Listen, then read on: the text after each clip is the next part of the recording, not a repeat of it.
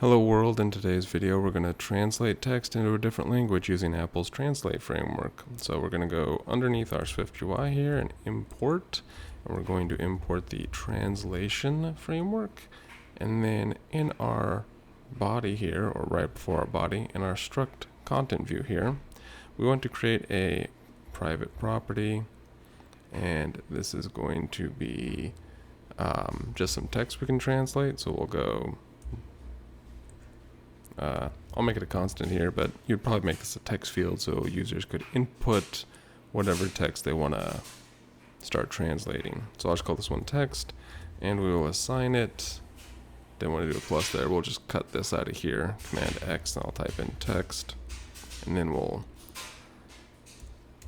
assign it like that. So we still get hello world because we're just assigning it this text value. But now we want to add a state property to present our translation view. So let's go under here and let's go add state, and this is going to be a private variable, and we'll call it something like is translation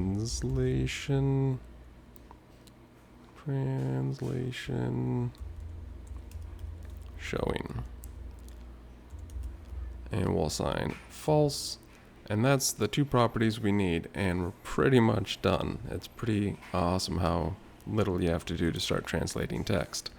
So down here we'll create a button, and this button is going to button, and this button is going to toggle our property. Didn't want to do that. No autocomplete button, and then we'll go action, down arrow key there, enter. And then for the action that we're going to take, we're just going to go is translation showing, and we'll just toggle that property like that.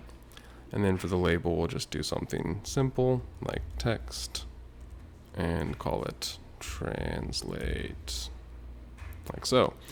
Now, pretty close to being done, but right now the button doesn't do anything all that important, as you can see. So we need to add a property or modifier to our text view here. So we're going to go dot translation presentation,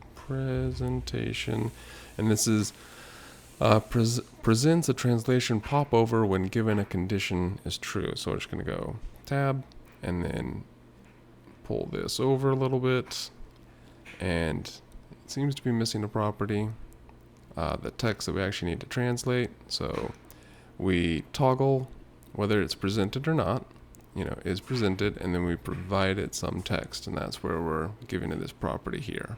So we'll just type in text, and now when I come over to the not simulator but the little preview here, I can just go, here's my hello world, press translate, thinking about it.